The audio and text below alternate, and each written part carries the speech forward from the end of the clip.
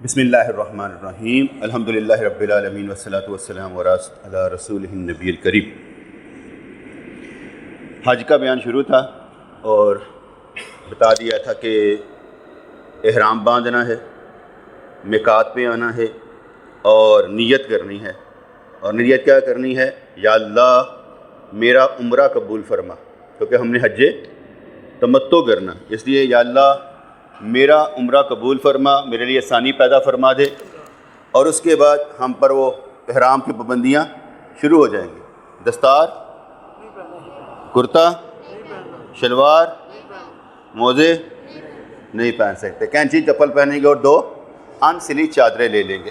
اس کے بعد ہم پر جو 8 ذی الحج کو ہم پہنچ جائیں گے منی کے میدان میں۔ جس نے تو دیکھا ہوگا نا، وہ خیمے لگے ہوتے ہیں منی کے۔ حضور نے کیونکہ خیموں میں قیام کیا تھا، اس لیے اب تک انہوں نے خیمے لگا کر رکھے ہوئے ہیں۔ بلڈنگیں بنائی گئی تھیں لیکن ان کے علماء نے اجازت نہیں دی، کہا نبی نے خیمے میں ہی قیام کیا تھا، اس لیے یہ خیموں میں ہی رہیں گے۔ 2 چیزیں وہاں پر ایک ہوتی ہیں، ایک ہوتا ہے نیو منی، ایک ہوتا ہے پرانا منی۔ نیو منی مزدلفے میں شامل ہے اور پرانا منی جو ہے وہ حضور علیہ الصلوۃ والسلام اس دور کا، اس لیے 2 منی ہیں۔ ہمیں جب پچھلی دفعہ گئے تھے تو مکتب نمبر 57 تھا اور وہ ہمیں ملا تھا نیو منی میں، پرانے منی میں نہیں تھا۔ میں اس کا یہ توڑ کیا کرتا تھا کہ وہ رسول اللہ صلی اللہ علیہ وسلم تعلق رکھتا ہے تو نماز جا کر وہاں پڑھ لوں، ایویں دل نوں۔ ورنہ میں نے مفتیوں سے پوچھا تھا کہ جناب ادھر آ گیا نیو منی، ادھر آ گیا پرانا منی، کہا اگر ان کے علماء نے اجازت دے دی ہے، جگہ تھوڑی ہے، جگہ بڑھا دی ہے، تو آپ جہاں مرضی رہیں وہ منی ہی منا لیں۔ اب منی کے میدان میں ہم پہنچ جاتے ہیں۔ یاد رکھیے گا کہ منی کے میدان میں عزت منی کی نہیں ہے، عزت حاجی کی ہے۔ میری بات غور کر لیجیے گا، منی کے میدان میں منی کی عزت نہیں، حاجی کی عزت ہے جو وہاں پر گیا ہے۔ اس لیے جو حاجی حج کرنے جا رہا ہے، عزت اس حاجی کی ہے، عزت اس حاجی کی ہے۔ مثال دے دیتا ہوں، حدیث سنا دیتا ہوں کہ حضور علیہ الصلوۃ والسلام و تحیۃ والثناء کے صحابی ابن عمر رضی اللہ عنہ فرماتے ہیں کہ مومن کی شان خانے کعبے سے زیادہ ہے، مومن کی شان خانے کعبے سے زیادہ ہے۔ خانہ کعبہ انوار و تجلیات کا مرکز، لیکن کہا گیا شان کس کی زیادہ ہے؟ مومن کی۔ منی کی شان کہ مومن کی شان؟ مومن کی شان زیادہ ہے۔ اس لیے جو حاجی حج کرنے جا رہا ہے اس کا لمحہ فکریہ یہ ہونا چاہیے کہ میں منی میں سب سے بلند ہوں اس وقت میں، اور منی جو ہے یہاں میں گزارا کروں گا، منی میری گواہی دے گا یا اللہ یہ ایک حاجی آیا تھا جس نے مجھ پر ذکر کیا تھا۔ اور رہنا آپ نے سٹل ہے۔ سٹل کیا سمجھتے ہیں؟ سٹل کا مطلب یہ ہے ساری دنیا میں حرکت ہو، منی میں حرکت ہو، لوگ جا رہے ہوں، لیکن آپ نے ایسے سکون سے رہنا ہے کہ کوئی جلدی نہیں ہے۔ جلدی صرف یہ ہے کہ میں یہاں پر بیٹھا ہوں اور اللہ کی نگاہ میں ہوں اور میں منتظر رہوں اللہ کی انوار و تجلیات کا، اور میں وہ حج کرنے لگا ہوں جس سے پچھلے سارے گناہ معاف ہو جائیں گے۔ اس لیے یہ پتھر بھی مجھ سے محبت کر رہے ہیں، یہ پہاڑیاں بھی مجھ سے محبت کر رہی ہیں، یہ سارے کے سارے گواہ ہوں گے کہ یا اللہ میں یہاں پر موجود ہوں۔ عزت کس کی ہے؟ حاجی کی۔ یہ جو 4-5-6 دن ہوں گے نا، اس میں ذرا اہمیت یہ ہو جاتی ہے، 4-5-6 دن میں اہمیت یہ ہو جاتی ہے کہ آپ نے جہاں پر رہنا ہے اللہ کے ساتھ رہنا، آپ نے جہاں پر رہنا ہے اللہ کریم کے ساتھ رہنا ہے۔ اب منی کے میدان میں ہم نے 5 نمازیں پڑھنی ہوتی ہیں۔ پیچھے میں نے ایک بیان کیا تھا کہ 2 عمرہ کر کے وہ پہنچا جب کیا کہتے ہیں مکہ پاک میں، تو کہنے لگا یار بڑا ذلیل کر کے لے آئے نے تھے، ایک بندن واڑ دے رہے ہیں، 5-6 گھنٹے بس چل دی رہی ہے، اور اس کے بعد ہم یہاں پر پہنچے۔ میں نے اسے میسج کیا، میں کہ ذلیل نہیں، اجر و ثواب۔ اگر ہم یہ سمجھیں کہ بڑے تنگ ہو کے آئے ہیں یار، بڑے ذلیل ہو کر آئے ہیں یار یہاں پر، تو ہمیں ثواب کیسے ملا؟ اس لیے ایک لمحے کے لیے بھی یہ نہیں کہنا بڑے ذلیل ہو کر آئے، کیونکہ حاجی وہ ہوتا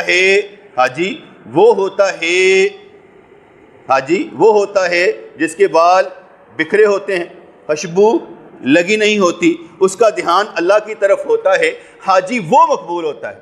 اب ایک دوست کہہ رہا کہنے لگا جی میرے کزن نے لیا ہے 30 لاکھ کا پیکج، میرے کزن نے لیا ہے 30 لاکھ کا پیکج، اور 30 لاکھ کے پیکج میں بوفے سسٹم آتا ہے، اے گریڈ میں آتا ہے، پتہ نہیں کیا کیا آتا ہے۔ مجھ کو آ کر کہنے لگا ہنس کر، ادھر بوفے سسٹم چل رہا ہے اور تو ہمیں حقیقی حج کروانا چاہتا ہے۔ ان کی باتیں سن کر آتے ہیں تو لگتا ہے کھانے پینے جا رہے ہیں کہ کھانا کتوں والے ملے گا، کون سی چیز وہاں پر ملے گی، اور تم یہاں کہہ رہے ہو حج پر کھانا بھی نہیں ہے، کیونکہ حج پر کھانے کا مطلب ہے کہ تیرے پوٹیاں لگ جائیں اندر بڑے ہو، ٹھیک ہے نا۔ وہاں زیادہ سے زیادہ پانی پی سکتے ہیں، ویسے گرمی بہت ہونی ہے اس لیے زیادہ سے زیادہ پانی پی سکتے ہیں، لو سے بچ سکتے ہیں، اپنے آپ کو بچا سکتے ہیں۔ ایک نے مجھے وہاں سے میسج بھیجا کہ یہ جو چپ سٹک ہوتی ہے نا وہ ضرور لیتے آنا اور ویسلین ضرور لیتے آنا، کیونکہ یہاں پر ہونٹ پھٹ رہے ہیں اور ایڑیاں پھٹ رہی ہیں۔ اچھا مجھے بڑا مزہ ہے سن کے نا کہ ایڑیاں پھٹ رہی ہیں، ہونٹ پھٹ رہے ہیں، میں کہ شکر ہے یار کچھ تو ہوئے گا نا۔ حضور کھڑے ہو جاتے تھے جب نماز کے لیے تو ایڑیاں پھٹ جاتی تھی، ساڑیاں آج تک نہیں پھٹی، آج تک نہیں پھٹیاں، گرم ہو گئی ہیں، ٹھیک ہے، سخت ہو گئی، درد ہونی شروع ہو گئی، یہ تو میں نے ہوتے دیکھا ہے، لیکن ایڑیاں پھٹتے میں نے نہیں دیکھا، میری ایڑیاں اس طرح پھٹی نہیں ہیں۔ ہاں ایک دفعہ ایسے ضرور ہوا تھا، ہم عمرہ کرنے کے لیے گئے ہوئے تھے، تو میں بوڑھا آدمی، میرا ہوتا ہے ذرا رام رام سے سوچ سمجھ کے قدم اٹھانا کہ ایسا نہ ہو کہ میں ایسا قدم اٹھا بیٹھوں جو مجھے پیچھے لے کر جائے اور میں جانے کے قابل نہ رہوں۔ مثال دینے لگوں، سارے دوست بڑے جذبے کے ساتھ عمرے کر رہے تھے اور چھوٹے عمرے بھی کر رہے تھے، عمرہ تھا نا۔ میں نے پوچھا ہاں بھائی، وہ ارشد بھائی تھے میرے ساتھ، میں کہ ارشد کل کا کیا پروگرام ہے؟ کہنے لگا سائیں انشاءاللہ تعالی ہم نا غار ہرا پر چڑھیں گے۔ میں کئی دفعہ چڑھ چکا تھا، اب میرے جذبہ پیدا ہوا، میں کل میں تمہارے ساتھ غار ہرا چلوں گا۔ خیر جی چڑھ گئے غار ہرا چڑھ کر ہم واپس آ گئے۔ میں کہا اب سیکنڈ پلان، کہنے لگا جی عمرہ کریں گے چھوٹا۔ میں کہا چلو، اب وہاں سے نکلے، وہاں پر آئے اور پھر عمرہ چھوٹا کر لیا، ٹھیک ہے۔ اس کے بعد میں نے کہا ہاں بھی اب کیا پلان ہے؟ کہا غار ثور چڑھیں گے کل۔ ہم غار ثور چڑھ گئے۔ میں کہا نیکسٹ پلان؟ کہنے لگا جناب عمرہ کرنا رات، عمرہ کر لیا۔ اچھا جب میں نے عمرے سے فارغ ہوا نا تو میں نے دیکھا یہاں نا میرے کیا کہتے ہیں پاؤں وہ پھول گئے ہیں، وہ کیا ہوتی ہے جو گرمی کے ساتھ چھالا نہیں ہلے پیاسی، چلو سمجھ گئے نا، بس ٹھیک ہے۔ تو وہ میرے ساتھ ہو گیا، میں نے دیکھا ادھر ادھر نا اتنے موٹے پھولے ہوئے، میں نے ان کو اتار کے نا وہاں کریم لگا دی۔ لیکن جب میں صبح اٹھا نا یقین مانے یہ پاؤں کام ہی نہیں کر رہے تھے، پتھر کے ہو۔ مجھے پتا چلا کہ بے وقوف اتنا کام کرنا تھا بڑھاپے میں کیوں کیا؟ تجھے سوچنا سمجھنا چاہیے، جس مقصد کے لیے آیا ہے اسی مقصد کے لیے رہ۔ یہ اتنا تو نے وزن اٹھا لیا، اب تو جو ہے 2 دن کے لیے لاغر ہو گیا، تو کیا ضرورت تھی جانے کی؟ اس لیے حج کے دنوں میں بھی غیر ضروری نہیں پھرنا، اپنے آپ کو تندرست رکھنا ہے، اپنے آپ کو تندرست رکھنا ہے تاکہ ہم اچھے طریقے سے حج ادا کر سکیں۔ تو منا کے میدان میں ہم پہنچ گئے۔ منا میں کس کی عزت ہے؟ حاجی کی عزت ہے، کیونکہ حاجی نے جو وہاں پر جانا ہے تو وہاں پر اس نے سٹل رہنا ہے، یا سٹل کا یہ سمجھے حضور علیہ الصلوۃ والسلام معراج شریف پر گئے اور نیچے سے ساری کائنات بند ہو گئی۔ وہ جان ہے جہاں کی، جان نہیں تو جہاں نہیں، ساری کائنات بند ہو گئی۔ اور آپ پہلے پہنچے مسجد اقصیٰ میں، تمام نبیوں کی امامت کروائی، پھر اوپر رف سواری سے پہنچ گئے، پھر کیا کہتے ہیں آسمانوں پر انبیاء کرام کو ملتے ہوئے، پھر اس کے بعد جنت دوزخ دیکھی، پھر اس کے بعد اللہ کریم کا دیدار کیا، اور پھر واپس آپ تشریف لے آئے۔ یہ جو سارا پروسیجر تھا میرے نزدیک صدیوں کا تھا، میرے نزدیک اس دنیا سے نکل کر یہ سارا، اور حضور علیہ الصلوۃ والسلام و تحیۃ و ثنا جو دیکھ رہے ہیں وہ سب یاد ہے، وہ سب یاد ہے۔ میں اس کی ایک اور مثال سمجھا دیتا ہوں۔ جب حضور پر وحی آتی، جب حضور علیہ الصلوۃ والسلام پر وحی آتی تو آپ اسے جلدی سے یاد کرنے کی کوشش کرتے، جلدی سے یاد کرنے کی کوشش کرتے۔ تو اللہ کریم نے فرمایا محبوب کو جلدی کرنے کی ضرورت نہیں ہے، ہم آپ کو یاد کروا دیا کریں گے، تو بھولے گا ہی نہیں، تو بھولے گا ہی نہیں۔ جب حضور یہاں سے نکل گئے، وہ جو سارا نظر وہ حضور کی پڑ رہی تھی، یہ قافلہ جا رہا ہے، یہ پانی پینے کے لیے اترا، یہ ایسے ہوا، یہ ایسے ہوا، کہاں کہاں پر نوافل آپ کو پڑھائے گئے، جو کچھ ہوا اور جنت میں حضرت عمر فاروق رضی اللہ عنہ کو محل بھی دیکھا، محل دیکھ کر اندر جانے لگے، پھر کہنے لگے مجھے عمر کی غیرت گوارا نہیں کرتی کہ میں اس کے محل میں داخل ہو جاؤں، پھر واپس آ گئے۔ کسی نے مجھ سے سوال کیا کہ جنت تو ابھی بنی نہیں، جہنم ابھی بنی نہیں کہ بن چکی ہے؟ میں نے اسے کہا ہمارا ایمان غیب پر ہے، ہمارا ایمان غیب پر ہے اور رسول اللہ پر ہے۔ میرے نبی نے فرما دیا، میں نے مان لیا، تم کس کی مان کے سوال کر رہے ہو؟ میں نے بھی اللہ کو نہیں دیکھا، میں نے رسول اللہ کو نہیں دیکھا، لیکن ایمان تو رکھتے ہیں، اور ایمان کی قسم میں بتا چکا ہوں کہ اللہ بھی ہمارا ایمان میں شامل، نبی اللہ بھی ہمارے ایمان میں شامل۔ ایمان کہاں ہے اور مان کہاں ہے؟ اندر ہی ہے۔ ایمان جس پر رکھتے ہیں وہ اندر ہی ہے۔ ایمان اندر ہی ہوتا ہے کہ باہر ہوتا ہے؟ میں مثال دیتا ہوں باہر کب نکلتا ہے۔ حضور نے ارشاد فرمایا جب بندہ زنا کرتا ہے ایمان نکل جاتا ہے، جیسے برے کام سے بچتا ہے پھر آ جاتا ہے۔ آپ کے اندر سے ایمان اس وقت نکلے گا جب آپ غلط کام کریں گے، ایمان نکل جاتا ہے، ٹھیک ہے۔ ایمان کا مطلب کیا ہوا؟ اللہ بھی اس سے راضی نہیں تھا، رسول اللہ بھی اس سے راضی نہیں تھا۔ جب تک ایمان آپ کے اندر ہے تو حضور ہمارے ایمان میں شامل ہیں، اور جب حضور ہمارے ایمان میں شامل ہیں تو کہاں ہیں؟ بس میں ویسے کہہ رہا ہوں نا کہ نبی کریم علیہ الصلوۃ والسلام ہمارے ایمان میں شامل ہیں، تو اس لیے حضور علیہ الصلوۃ والسلام وہ سارا کچھ کراس کر کے واپس آگے، صدیاں گزر گئی ہوں، وہ ایک لمحہ بڑی دور تک لے جاتا ہے، لیکن جب واپس آتے ہیں تو کنڈی جو ہے نا وہ بھی ہل رہی ہے، وضو کا پانی بہنا شروع ہے اور بستر گرم ہے۔ آپ نے حج کے دوران میں لاکھوں کو دیکھنا ہے، مگر سٹل اپنے آپ کو دیکھنا ہے کہ میں اس وقت کیا ہوں، کون ہوں اور میں نے کرنا کیا ہے۔ مجھے پر احرام کے پابندیاں ہیں، میں نے دوڑ نہیں لگانی، بھاگنا بھوگنا نہیں ہے، بڑی تیز دوڑ لگا کے میں نکل جاؤں گا، میں نے تو رہنا ہی سب سے پیچھے، میں نے تو رہنا ہی سب سے پیچھے۔ اکثر اوقات یہ ہوتا ہے جب منع میں جانے لگتے ہیں انسان، کچھ کو 7 تاریخ کو لے جاتے ہیں، کچھ کو 8 کی صبح لے جاتے ہیں، وہ جیسے بھی ہمیں دھکا کھلوانا چاہیں ہم اس طرح راضی رہیں گے، بنسبت جس کے ہم اپنی مرضی کریں۔ وہ ہمیں صبح لے کر جانا چاہیں، وہ شام کو لے کر جانا چاہیں، ہم نے احرام باندھنا ہے اور اس کے بعد تیاری کر لینی ہے کہ ہم نے منع میں جانا۔ ہوٹل میں بھی تو رہنا ہی ہے نا بیٹے، ہوٹل کا منع کون سا، یا بلڈنگ میں ہم نے رہنا ہے، وہ کون سی ہماری ہے؟ اگر منع میں بھی رہ لیں گے تو 2-4 سانس لیں گے تو صحیح، جہاں تمام نبیوں نے سانس لیے ہوں، ٹھیک ہے، جہاں ان کی باتیں ہوئی ہوں، تو وہاں پر ادب کے ساتھ یہ ہے کہ شان منع میں ہماری ہے، اور وہاں پر جتنے بھی انبیاء کرام آئے جنہوں نے عزت دی منع کو، ہم نے وہاں سونگنا ہے محبت کے ساتھ، یا اللہ ان کی خوشبو ہمارے اندر آئے، ان کی خوشبو ہمارے اندر آئے، جس طرح کہا جاتا ہے یا اللہ مہربانی فرما ہمارے اندر سے تیری محبت کی خوشبو آئے، ہمارے اندر سے تیری محبت کی خوشبو آئے۔ اس لیے عزت جو ہے وہ حاجی کو حاصل ہے، اور حاجی وہ جو اس ارادے سے گیا ہے کہ میں نے حج مبرور کرنا ہے، میرے سارے گناہ معاف ہو جائیں گے اور مجھے اللہ تعالیٰ جنت دے گا، گناہوں کی طاقت چھین لے گا اور نیکیوں کی طاقت عطا فرما دے گا، وہ رب العالمین مجھ پر کرم کرے گا، میں اس مقصد کے لیے جا رہا ہوں۔ روحانی طور پر آپ کو بتا رہا ہوں کہ آپ نے اپنے آپ کو تنہا سمجھنا ہے، دل ما سوا اللہ سے فارغ ہو، اور دل میں اس وقت صرف ایک ہی چاہت ہو، جہاں پر بیٹھے ہیں وہیں پر بیٹھے رہنا۔ ہم اپنے پیر مرشد رحمۃ اللہ کے پاس جاتے تھے نا، جب عرس ہو رہا تھا تو ہم نے نماز وہاں پر پڑھی، ہمارے پیر مرشد رحمۃ اللہ علیہ آپ اپنے کمرے کی طرف روانہ ہوئے، ہم بھی پیچھے پیچھے آ گئے، آپ آرام کرنے لگے۔ ہم نے فرمایا کہ تم میرے پیچھے کیوں آئے ہو؟ ہم نے کہا صحیح آپ کی محبت میں آپ واپس ہو گئے، ہم بھی واپس ہو گئے۔ آپ نے شاید فرمایا میں تو بیمار ہوں، مجھے تو تکلیف ہے، میں اس لیے آ کر بیٹھ گیا ہوں، تمہیں کوئی تکلیف ہے؟ اگر تکلیف نہیں ہے تو وہیں پر بیٹھو جہاں اللہ والے سارے بیٹھے ہیں، وہاں سے نکل کر آؤ گے تو کتنا کچھ گم کر بیٹھو گے۔ وہ ایک ایک داغ جو باتیں ہو رہی ہیں نیکی کی، اور ایک ایک داغ تمہارا صاف ہو رہا ہے، دل صاف ہو رہا ہے، دل سفید ہو رہا ہے، اس کو چھوڑ کر تم میرے پاس آ گئے۔ پیر کہے میرے پاس آؤ تو آؤ، نہ کہے تو وہیں پر رہو۔ گل سمجھ آئیے نا کہ یہاں پر مقصد ہے، آپ جب یہاں پر آتے ہیں تو حضور کی حدیث پاک کے مطابق جو پہلے آ کر بیٹھتا اسے اونٹ کی قربانی، گائے قربانی، بکرے قربانی، سمجھ لو انڈا، ٹھیک ہے نا۔ جو پہلے آ کر بیٹھ گیا جیتا کون؟ جو پہلے آ کر لینے لگ پڑا وہی جیتا۔ تو اس لیے جب منع کے میدان میں ہم نے جانا ہے 8 ذی الحج کو وہاں پر ہم نے ظہر سے پہلے پہلے پہنچنا ہے. اپنا ٹائم ظہر کا دیکھ لیں گے, اس سے پہلے پہلے پہنچنا ہے, ورنہ جو وہ پہنچا دیں وہاں پہنچ جائیں گے.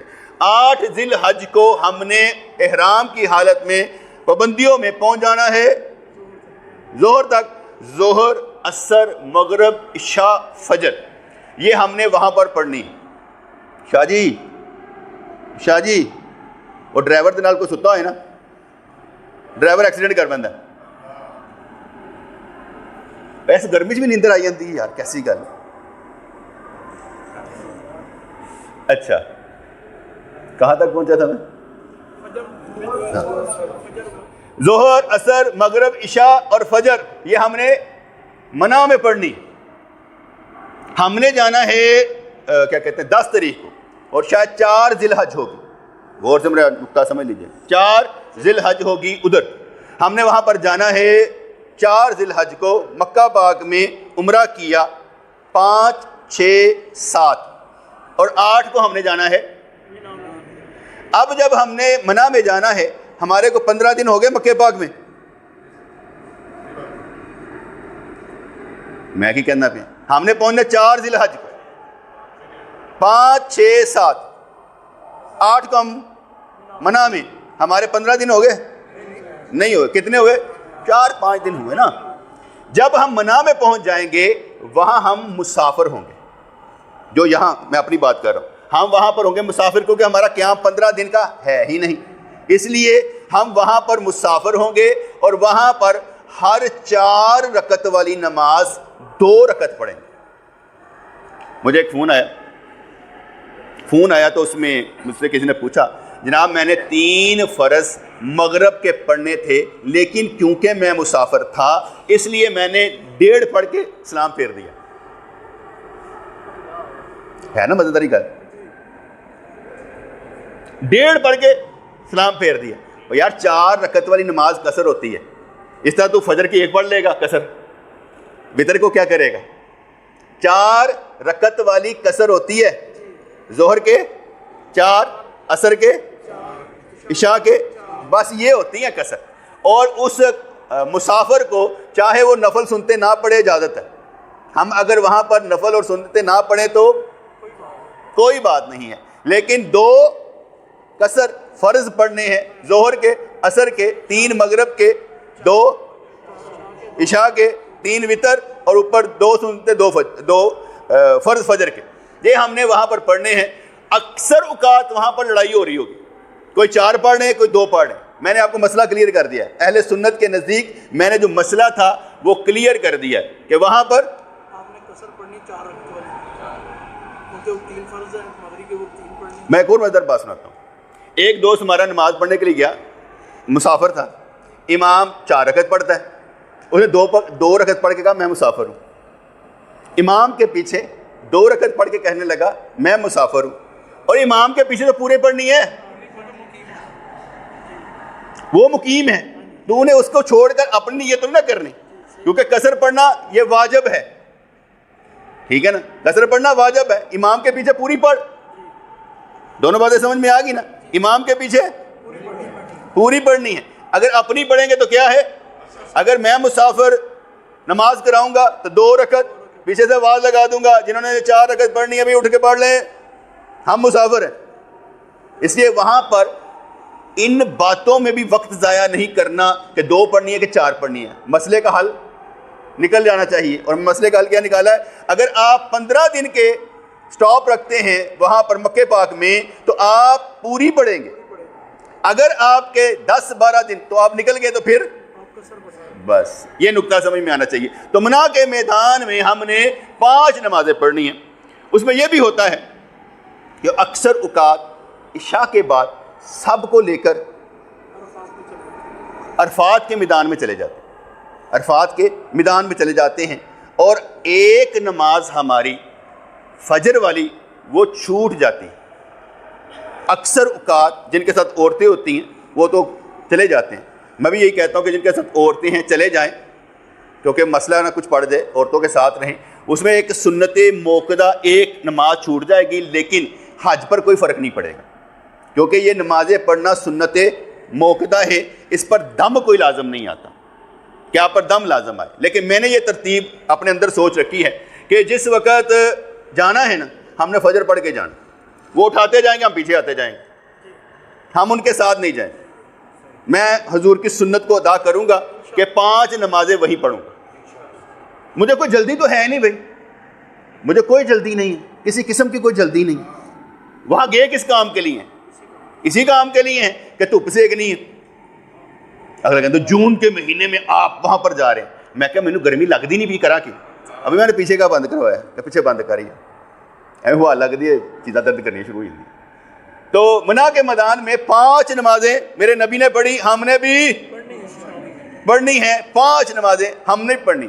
ایک اور میں نے کام سوچا, وہ اینڈ والا ہے, اینڈ والا پہلے وہ بتا دیتا ہوں. اینڈ والا کیا کہتے ہیں, 8 ذی الحج کو ہم پہنچے, 9 کو ہم عرفات پہنچیں گے, 10 کی شام کو مزدلفہ, 10 کی شام کو مزدلفہ,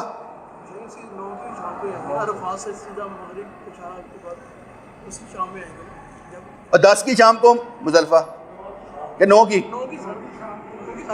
بھائی اللہ دے بندے ہو, سوتے ہو. رات پہلے آتی ہے کہ دن پہلے آتا ہے؟ 8 کی رات آپ نے منع میں گزاری کہ 9 کی,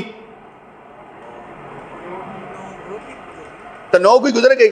جب 9 کی گزر گئی آپ عرفات میں 9 کو مغرب کے بعد نکلے, 10ویں رات آ گئی ہے نا. پہلے رات آتی ہے پھر دن چڑھتا ہے, ٹھیک ہے نا, رات تو نہیں نہ آ گئی. تو 10 کی رات کو ہم مزدلفہ اور 10 کو صبح کو ہم چلے جائیں گے منع میں, اور اس کے بعد شیطان کو کنکریاں مار کے میرا ایک اور میں اپنا مسئلہ بیان کرنا. 10 کو کنکریاں مارنی ہے, 11 کو کنکریاں مارنی ہے, 12 کو کنکریاں مارنی ہے, لیکن میں 13 کو بھی وہیں رہنا چاہتا ہوں. قرآن پاک میں آتا ہے جو بندہ 12 کو آنا چاہے اجازت ہے, اور جو بندہ 13 کو رہنا چاہے اجازت ہے. میں وہاں 13 کو بھی رہنا چاہتا ہوں. جب سارے حاجی بھاگ جاتے ہیں نا, 12 حج ختم ہو گیا, حج ختم ہو گیا, حج ختم ہو گیا, میں 13 کو بھی وہاں رہنا چاہتا ہوں. آپ مقصد پوچھیں گے, مقصد یہ تھا. ایک دفعہ حضور علیہ الصلوۃ والسلام تحیۃ و ثنا تشریف لائے تو دیکھا کہ سارے صحابہ اونگ رہے ہیں, عشاء کی نماز لیٹ ہو رہی ہے, بہت لیٹ ہو رہی ہے. وہ کون سے ٹائم پر پڑھتے تھے, جب مرضی پڑھ لو. اچھا, تو حضور علیہ الصلوۃ والسلام آئے تو وہ ایسا کیا کرنا, نیند بھی آ رہی, اور ان کو حوصلہ دینے کے لیے سرکار نے ارشاد فرمایا آج اس وقت روئے زمین پر تمہاری طرح کوئی بھی اللہ کی عبادت کرنے والا نہیں ہے, تم ہی کر رہے ہو. میں نے اس پر پلان کیا, 12 کو سارے بھاگ جاتے ہیں.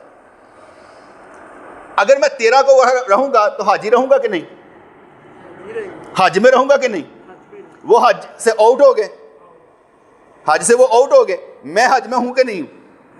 تو یار میں کیسا خوش قسمت ہوں کہ 13 کو بھی حاجی ہوں, جہاں سارے کہیں ہمیں جلدی ہے, اور جلدی تو ہے ہی نہیں, جلدی کوئی نہیں ہے, کسی قسم کی جلدی نہیں ہے. جلدی کا کام شیطان کا, ہم نے کیوں کرنا ہے. اس لیے جو آخری دن بھی 13 کا بھی ہوگا ہم وہاں پر گزاریں گے. جس نے آنا ہو آ جائے, مجھے کوئی مسئلہ نہیں ہے, لیکن میں وہاں پر آرام سے سکون سے رہنا چاہتا ہوں. ابھی منع, مزدلفہ, عرفات کی خوشبوئیں لینا چاہتا ہوں. ٹھیک ہے, تو 8 ذی الحج کو ہم نے منع کے خیموں میں رہنا ہے اور عبادت کرنی ہے.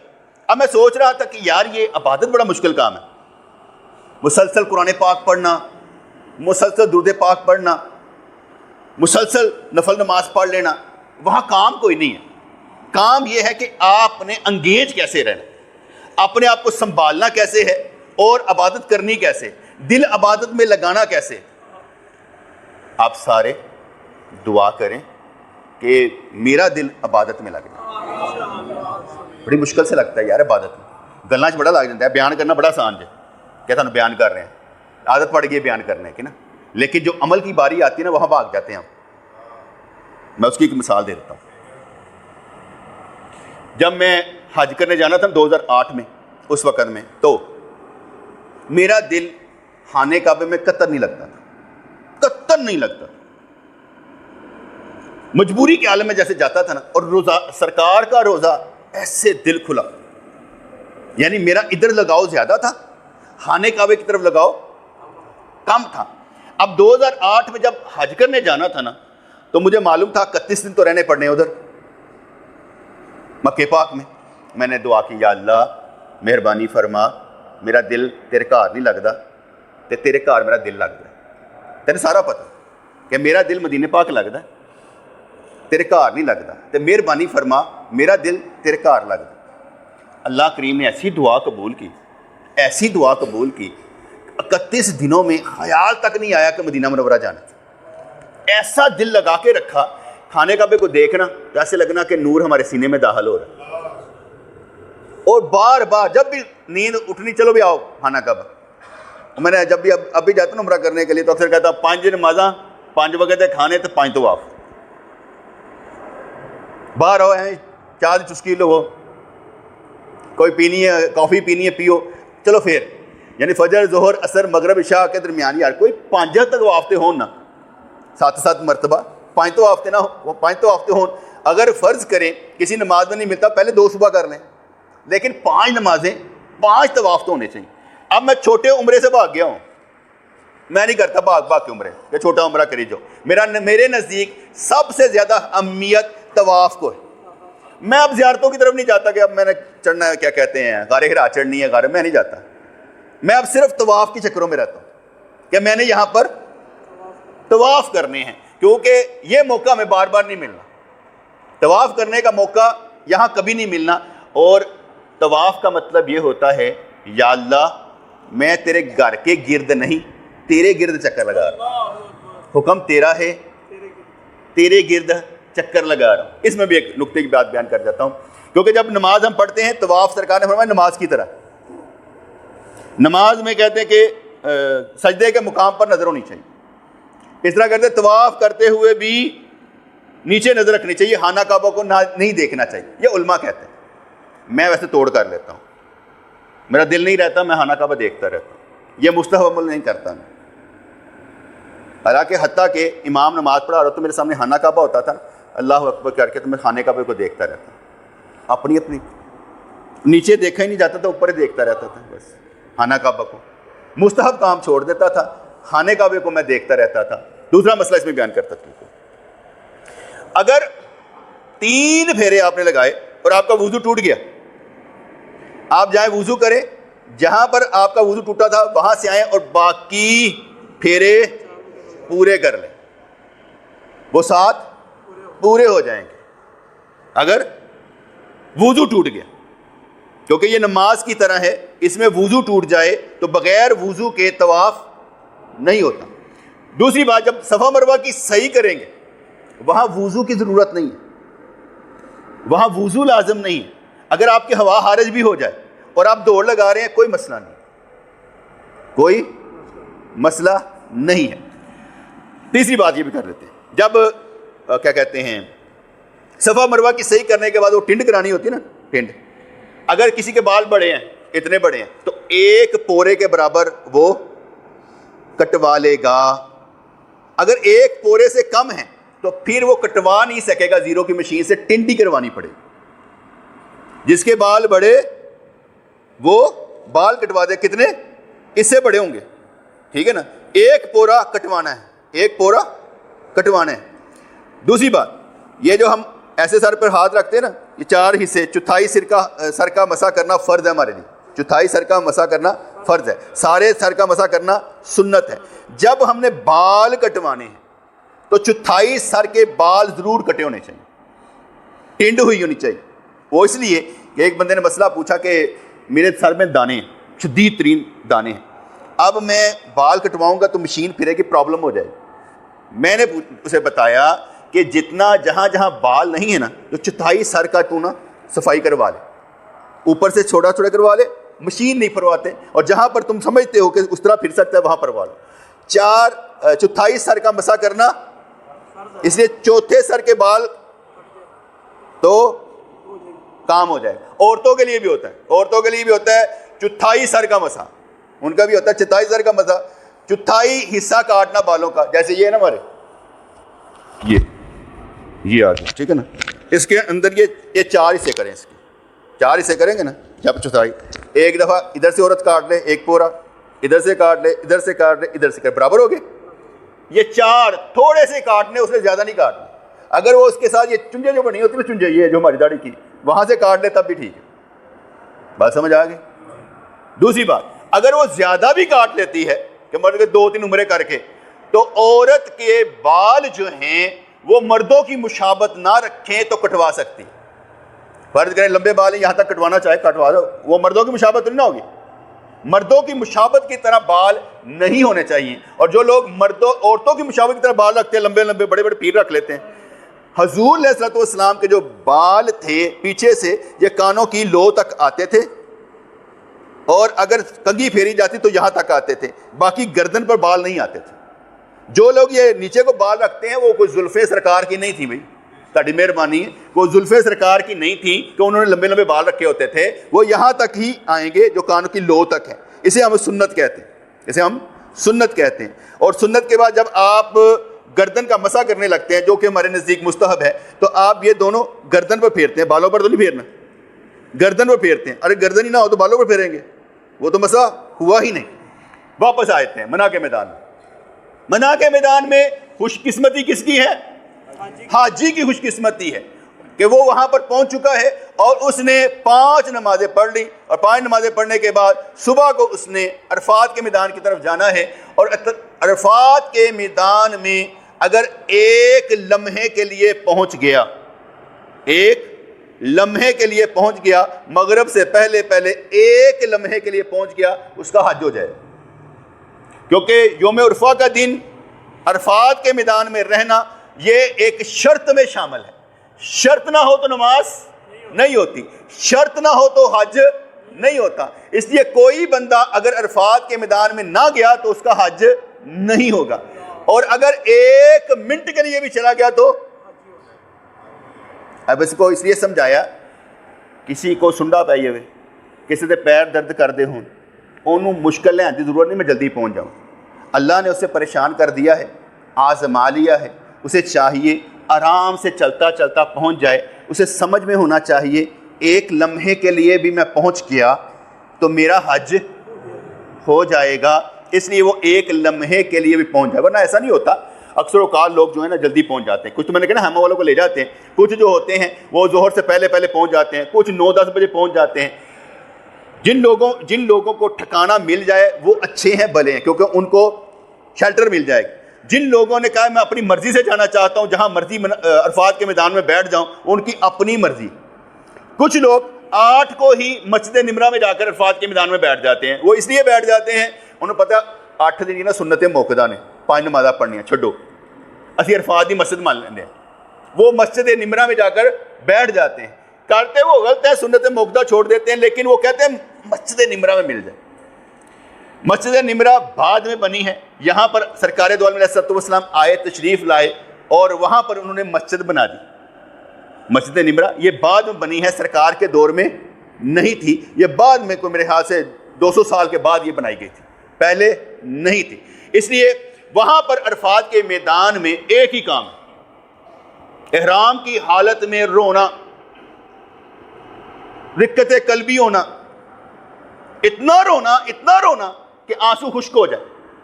اگر رونا نہیں آتا تو حضور نے ارشاد فرمایا ہے اے صحابہ روو. اگر رونا نہ آئے تو رونے والی شکل بنا لو، اگر رونا نہ آئے تو رونے والی شکل بنا لو. وہاں مزے کا کام کوئی نہیں ہے، ملنے کا کام کوئی نہیں ہے. وہاں ملاقات اللہ واسطے ہے، وہاں ملاقات اللہ کے لیے ہے. اس لیے وہاں پر رونا بنتا ہے. جتنا رونا ہے رو لے. اگر رونا نہ آئے تو رونے والی شکل بنا لو. جب میں پچھلی دفعہ میں مسجد نمرہ کے پاس جا کر ٹھہر گیا، ادھر سے بندے آئے، ہم چٹائی بچھائی ہوئی تھی، ادھر سے بندے آئے چٹائی اٹھا لیں، کہیں ہم پر گرنا پڑے. کسی کو سمجھانا اس وقت ہوتا ہی نہیں ہے. ارے یار آگے راستہ بند ہے، آگے وادی رین ہے، وہاں نہیں جانا، ادھر واپس آؤ عرفات کے میدان میں. کوئی نہیں سنتا. ہم نے اپنی چیزیں اٹھانی اور جب جانا شور ایسے 12 بجے تک لے کر نا یہی کام چلتا رہا. جب انہوں نے 2 نمازیں کروا دی نا، ظہر اثر اکٹھی کرواتے ہیں. اگر ہم ظہر اور اثر ان کے پیچھے پڑھیں گے تو اکٹھی پڑھیں گے، اگر اپنی پڑھیں گے تو ظہر کے وقت میں ظہر پڑھیں گے، اثر کے وقت میں اثر پڑھیں گے، اور دونوں ہی کسر پڑھیں گے. ظہر کے وقت میں ظہر کٹھی نہیں پڑھنی. وہ انہوں نے کروائی ہیں، وہاں پڑھ لیں تو ٹھیک ہے. ہم وہاں پر علیحدہ نیت کے ساتھ پڑھیں گے. 2 رکعت قصر ظہر 2 رکعت، قصر، فرض، اثر، اس طرح پڑھیں گے. تو جس کو رونا نہیں آتا خوب شکل بنائی، یا اللہ مجھے معاف کر دے. میں جب ظہر کی نماز پڑھ لی نا تو مجھے معلوم تھا کہ حضور علیہ الصلوۃ والسلام کی حدیث پاک کے مطابق یہاں صرف رونا بنتا ہے، رو رو کرنا. یہ اس طرح موبائل نکالا، ہر ایک کا نام لے لے کے دعا کی تاکہ کوئی رہ نہ جائے آپس میں. اور دعا میری وہاں پر زیادہ تر ایک ہی تھی جو میں نے پہلے بھی بیان کی. 2008 میں میری دعا یہ تھی، یا اللہ ہر دیکھنے والا، سننے والا، چاہنے والا جنت میں جائے، ان میں سے کوئی بھی جہنم میں نہ جائے. یہ میری دعا حج کے لیے تھی محسوس، اپنی ذات کے لیے نہیں، اپنے بچوں کے لیے نہیں، اپنی بیوی بچوں کے لیے نہیں، صرف اور صرف یا اللہ جن سے میرا تعلق ہے، جو نسبت رکھتے ہیں، جو دیکھنے والے ہیں، جو سننے والے ہیں، جو چاہنے والے ہیں، سارے کے سارے جنت میں جائیں. اور جس نے دعا کے لیے کیا تھا، جتنا مجھے یاد پڑا ایک ایک کا نمبر لے کر نہ میں اسے سارا کا سارا اللہ کے سامنے، یا اللہ اس نے کہا تھا، اس نے کہا تھا، اس نے کہا تھا، اس نے کہا تھا. میرے آنسو خشک ہو گئے، میں اتنا رویا کہ میرے آنسو خشک ہو گئے، آنسو نہ آئے. اس کے بعد میں نے میرے دوست اسلم بھائی تھے، میں کہا چلا یار مسجد نمرہ جا کے چلتے ہیں. اندر دیکھیں ایسی کہیں دیکھی نہیں گئی، کہتے سال میں 1 مرتبہ کھلتی ہے، چلاؤ اندر جا کر دیکھتے. اتنے میرے دوست تھا زاہد فیاض، اس کا فون آ گیا، سائیں حج مبارک ہو. پتہ نہیں ایسے دل پر نہ چھری سے چلی حج. میں کہ یار جس کا قبول ہو گیا حج مبارک اسے، میں تو ابھی لائن میں لگا ہوا ہوں، ابھی تو مکمل ہی نہیں ہوا. اس کے بعد جو میں نے رونا شروع کیا، رقت قلبی اتنی کہ ہم کیا کہتے ہیں نا، مسجد نمرہ دیکھتے دیکھتے روتے روتے روتے روتے نا، آخر جو 15-20 صفحے تھی نا، وہ ساری کی ساری تھی مسجد سے باہر وادی رین میں تھی. میں وہاں پر چلا گیا، میں کہتے بندے گھٹ لگ دیں. وہاں پر جا کے پھر روتا رہا، کوئی گھنٹہ کو ہم روتے رہے. گھنٹہ رونے کے بعد ایک عربی آیا پیچھے سے، اس نے اسلم بھائی کو کہا کہ یار پیچھے چلے جاؤ، آپ وادی رین میں آ گئے، عرفات کے میدان سے نکل آئے ہیں، آپ واپس چلیں، کیونکہ یہ مسجد کچھ حصہ عرفات سے باہر ہے. اچھا وہ واپس آئے، میں نے پھر پوچھا مفتیوں سے، میں نے کہا یار وہ اگر کوئی بندہ وادی عرفات چھوڑ دے، کہتے کیوں چھوڑے؟ میں کہ اس طرح باہر نکل، کہتے وہ آپ چھوڑا نہیں ہے.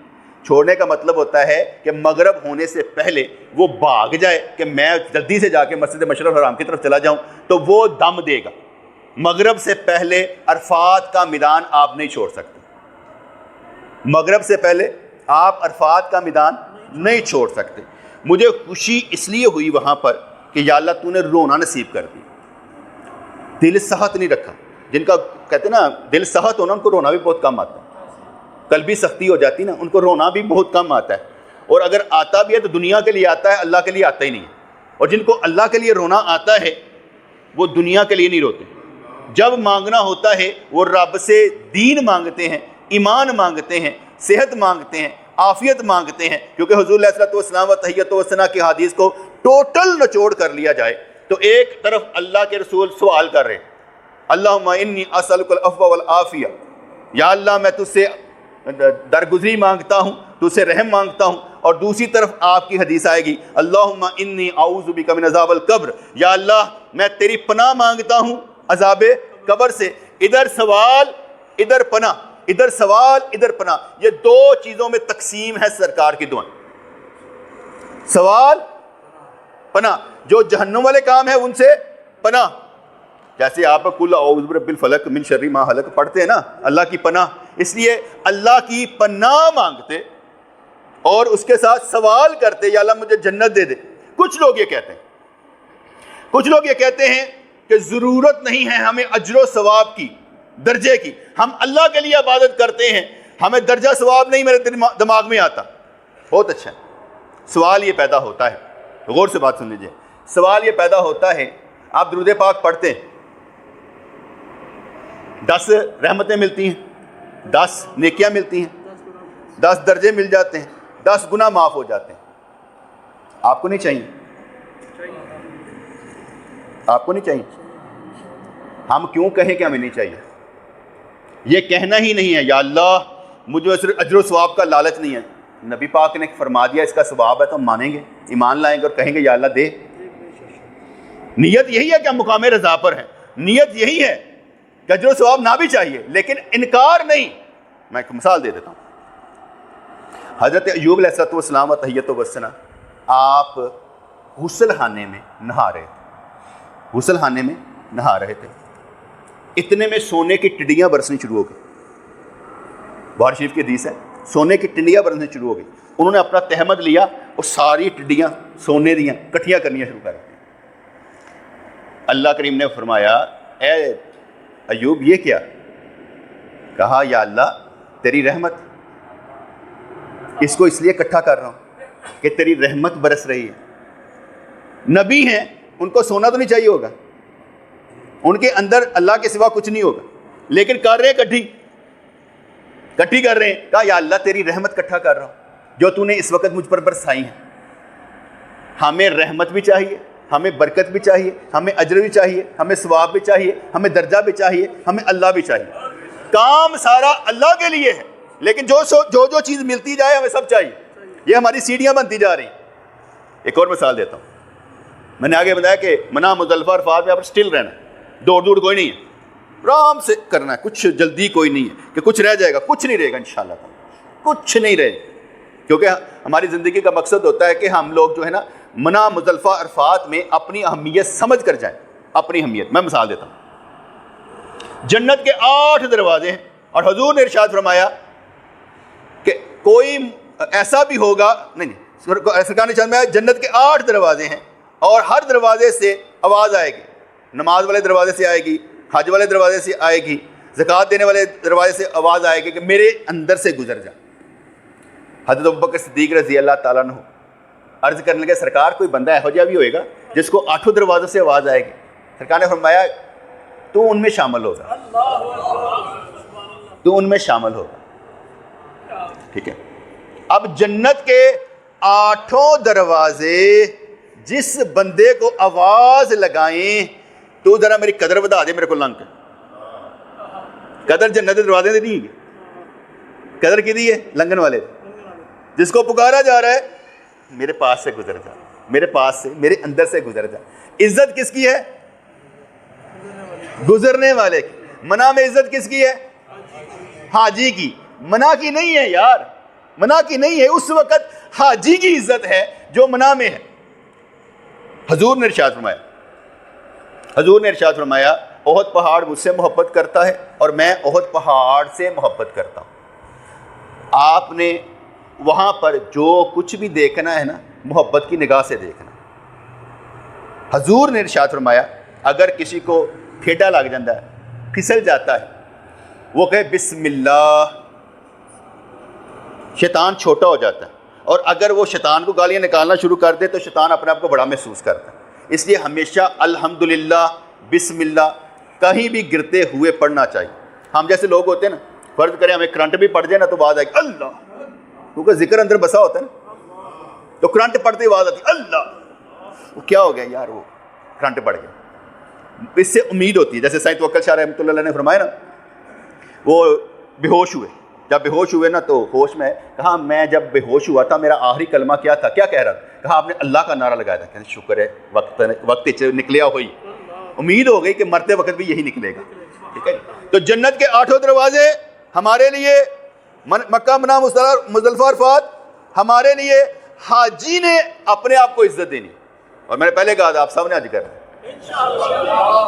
پچھلی دفعہ میں نے کہا نا کہ حج کرنا ہے, تو ایک بندہ وہ کیا کہتے ہیں عمران لڑکا ہے دوست, اس نے کہا جناب قبول, اگلی دفعہ جانا ہے اسی ضرور جانا. لوگ کہتے ہیں پیسوں سے جایا جاتا, میری سمجھ نہیں جاتی پیسے نہ جایا جاتا, میری سمجھ نہیں آتی کہ پیسے نہ جایا جاتا. میں تو یہ سمجھتا ہوں جس کو بلایا جاتا ہے وہی جاتا ہے, ورنہ ادھر ادھر ساری طرف چلے جاتے ہیں. لیکن جب وہاں پر جانے کی باری آتی ہے نا, ذرا مجاہدہ کرنے کی باری آتی ہے, تو وہاں پر پرابلم ہو جاتی ہے. وہ آخری بات یہ سمجھاتے ہیں, ٹائم ہو گیا, آخری بات یہ سمجھانی کہ دوڑ نہیں لانی, بھجنا تو کہنا دعا کرنا یا اللہ میں اتنے تیرے نال رہا نا, ہوں ساری زندگی تو میرے نال رہ, میں تیرے بغیر نہیں رہنا چاہتا, میں ساری زندگی تیرے نال گزارنا چاہنا, اور مجھے یاد بھی تیری آئی, فذکرونی, مجھے یاد بھی تیری آئی, میں اتنے تیرا ذکر کمایا ہے, بس وہ ذکر میرا سانس بس جائے, میرے اندر آ جائے, میں ذاکر بنوں اور تیرا ذکر کرنے والا بنوں. یہ مختصر سا ویسے میں نے ابھی بتایا ہے, ایک تو رونے والا ہے, ایک منع میں ہے, آگے پھر سے اگلے ایک جمعہ پڑھا ہے نا, ایک جمعہ پڑھنا ہے, 10 کو جانا ہے, اگلا جمعہ پھر سے انشاءاللہ تعالی اس میں کچھ نہ کچھ اور نکتے بیان ہو جائیں گے. السلام علیکم ورحمۃ اللہ.